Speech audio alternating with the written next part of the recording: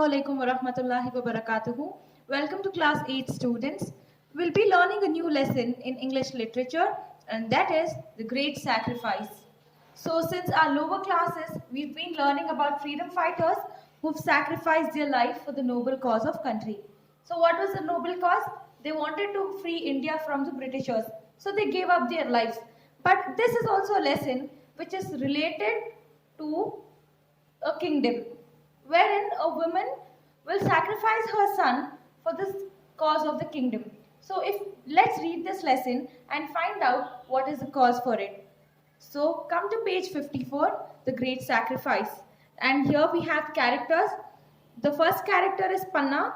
She is the nurse of the infant Uday Singh. So Uday Singh is the king. He has a small baby and he is looked after by a woman called Panna. And Padma and Champa, these two are maids, names of two maids. And Banbir, he is the half brother of Uday Singh, who was the king, who was ruling Mewar for Uday Singh. So Banbir was ruling Mewar for Uday Singh. Clear? So now let's read the bracket. The bedchamber of the infant Prince Uday Singh in the palace of Chittor. So here we can see that there is the room of the infant, that is the baby. The prince is sleeping on his ivory bed. This means a very decorated beds for, and his nurse Panna, who is a young Rajput woman, is sitting on another bed. Her little son, who is of the same age as the prince, is lying asleep beside her. A maid Padma comes in. So now here we get to know that the prince is sleeping on his bed and the nurse is sitting next to her. Nurse is also having the nurse is sitting next to the prince, and the nurse is also having a young boy, a small baby of the age of the prince only. And where is that baby sleeping?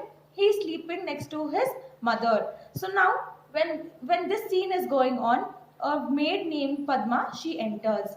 And see what the conversation is. Padma asks, "Where's the prince?" Panna says, "There he is, and here's my son. Both of them have just fallen asleep." So when the maid asks this nurse, "Where is the prince?" she says, "He is on the bed and my son is next to me. They both are sleeping. They just fell asleep now." Padma, "I am worried." Panna says, "Yes, I too am worried. Everything has been going wrong since the death of Ranaji. Nobody seems to be happy. The nobles are quarreling among themselves. They have become mean and selfish." So now Padma says, the maid says she is worried. The reason for her worry is different, and the reply of Panna says, "Yes, I am also worried." And Panna says, "I am worried because after the death of Ranaji, after the death of the king, if all the nobles, all the people in the kingdom, all the ministers, everybody are quarreling. They are arguing amongst themselves to take up the throne, and everybody has become very mean and selfish. They want everything for themselves only." So see what the maid says. So here when Panna says that she is worried, and she describes that the king has also passed away, the queen has also passed away, and their child is too small. He is a baby. So who is ruling the kingdom? It is Banbir who is ruling the kingdom as of now. So now nobody can digest that. After the king has to take up, the king's son will be looking after the kingdom. But the son is too small. So Banbir is looking after the kingdom. So everybody are fighting for this. They're telling, "I want to become the king," or either he will become the king. So everybody's become selfish and mean.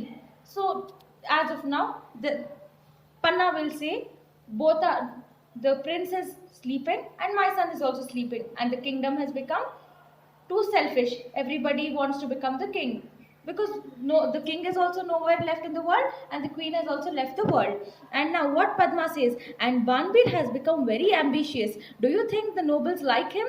So now Padma is asking Panna, "Do you know that Banbir has become very ambitious? He wants to take up the kingship now. Do you think people in the kingdom like him?" Nobles stand for people of that kingdom. So Padma is asking Panna, "Do you think is everybody liking Banbir?" Panna says, "They have to like him. They are not strong enough to dislike him." So Panna is telling, yes, it is important that everybody has to like Banbir, because they all are strong enough they are not strong enough to dislike him. So she's telling that everybody in kingdom are very strong, all are strong, so they will surely like Banbir. So here Panna says that yes, everybody has to like Banbir because they are not very strong enough to oppose him, to dislike him. Clear? And now Padma replies, but isn't he grateful to them? See what Panna says. Grateful? Can a snake ever be grateful to anyone? Banbir and gratitude belong to two different words.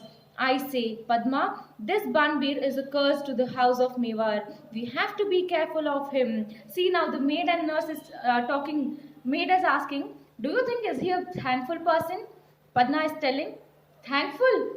Are you, like, she's shocked. She's giving an expression. She's telling, thankful? Do you think a snake can ever be a thankful animal? So Banbir is compared to snake here. And she's also telling Banbir and gratitude. Banbir and the word gratitude do not go with the same with Banbir. Banbir cannot have gratitude in himself. So these are two different words. They are, they are two different words and they belong to two different worlds. I say, Padma, this Banbir is a curse to the house of Mewar. So Panna is telling Padma that Banbir has become a curse to our Mewar.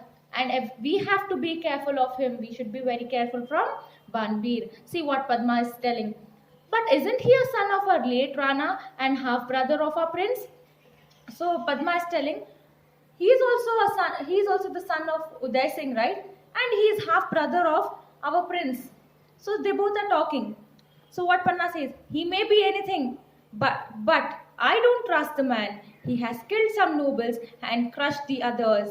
So Panna is telling, let him be whoever he is, even if he is half brother of the prince or even if he is son of the king.